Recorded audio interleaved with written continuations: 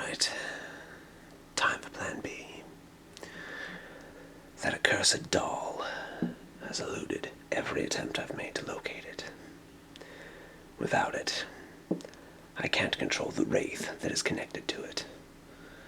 So, this calls for desperate measures. We're going to have to kill the wraith. You're probably wondering if we can kill something that's already dead. Well, of course we can. Where's your sense of creativity? What we're going to do is perform a modified life-draining curse. This is a dangerous, nefarious curse that should only be performed by a skilled hand and a knowledgeable mind. Under normal circumstances, this curse is used to rapidly drain the life out of a victim, causing them to age several years in the course of just a few minutes. Do you remember what I told you about a wraith's life force? They are pure energy. Imagine that energy as the same force that keeps a human alive. Our energy is limited, slowly draining day by day. For a wraith, their energy wears thin when they use their powers, but when they rest, the energy comes back to them. They never use up all of their power. They may lose enough that they cannot interact within our world physically, but they always linger by the thinnest thread, if only as a shadow. We're going to use this curse to drain away at its life, for lack of a better term, until it is so depleted of power that it simply dissipates from our world entirely. By now the wraith has regained enough power that it's looking for us with murderous intentions. I've cast a few spells that will obscure our auras and make us harder to track. If it does find us, I have a few protective wards around the building that will keep it at bay. It's not enough to ward off a wraith forever, but it will give us enough time to complete the spell. One thing I must warn you of is to ignore any strange sounds, nor should you look at any of the windows. I would have had the windows covered, but having some moonlight present will help enhance the spell. You see, if you make eye contact with a wraith, your fate is entwined with it, and no magic can protect you. So if you hear a rapping on the glass, I'd suggest you not look up at the woman in white trying to get your attention. Now then, the complexity of this curse demanded a few ingredients that even I didn't have in storage. So I had to employ a few, let's call them business associates, to pick up the missing pieces. This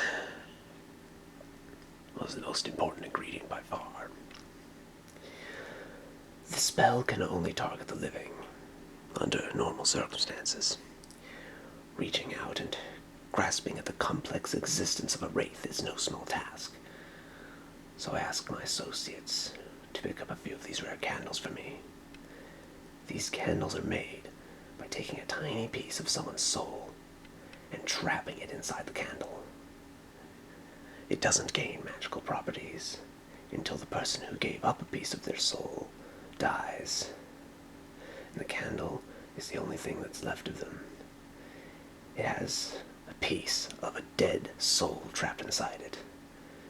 The candle is a bit like the wraith in that it exists between life and death. Burning the candle is essentially killing it.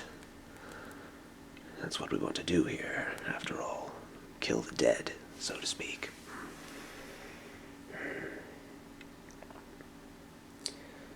Burning these candles during a ritual tears back the veil of the living world, allowing us to reach into the realm between life and death, where the wraith exists, and grab it by the frozen heart. Now then,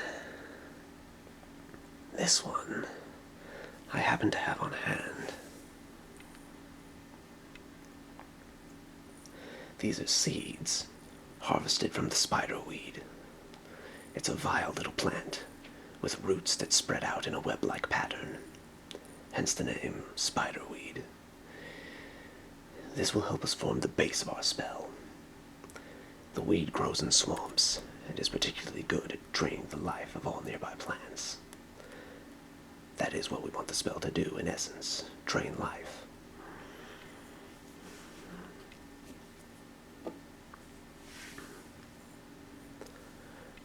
using the seeds is actually more effective than the plant itself. These may be small, but each and every one of them represents a potential life. A life that is hungry to feed. A life that will do nothing but zap away at the vitality of another being until there is nothing left. But this isn't about feeding. This isn't about sustenance. What we're doing is a malicious act. We need to be fast. We need to be aggressive.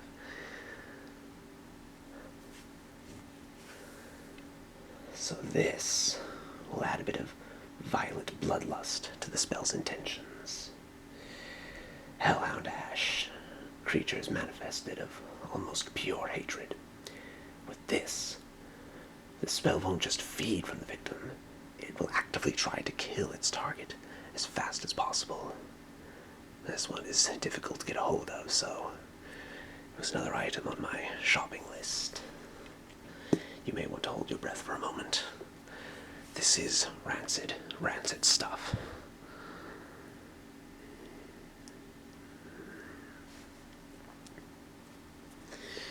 Alright then.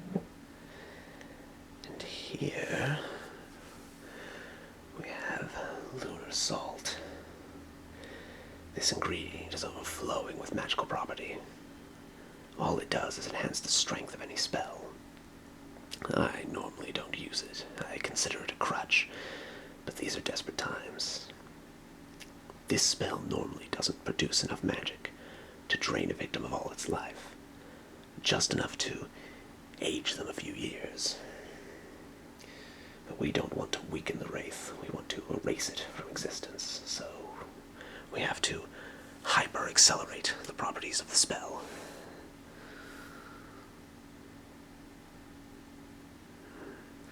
I hate to use so much, but, well, you know what's at stake here. Now, for the final ingredient, we need a means for the spell to track down its target. You need only draw the victim in some manner.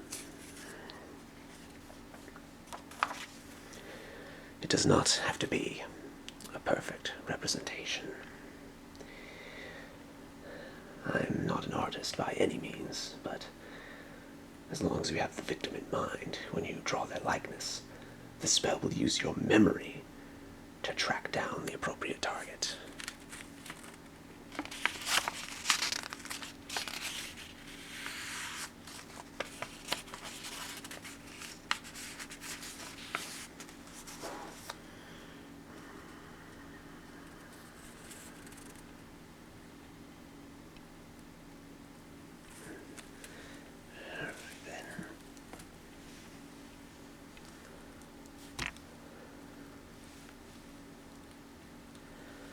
And that just about does it.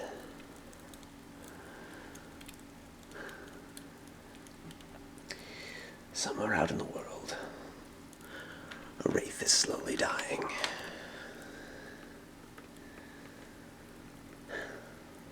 It may take a few hours, but she will have completely faded by sunrise. I'd suggest staying indoors until then. You're wondering what will happen to the doll. Well, that's an interesting question. It fed off of enough of the wraith's energy to form an independent identity. They are linked by an invisible thread. So I see one of two things happening. The thread may be dissolved as the wraith dies, freeing the doll to live out its existence with whatever energy it still has stored, or perhaps the wraith will drain the soul of the doll, for lack of a better term, and take the thing down with it. Perhaps we'll try to track it down again, now that we can do so at leisure. It has no value to me as a weapon anymore, but I'm interested in it from a scientific viewpoint. Well, anyway, get some rest. I have more work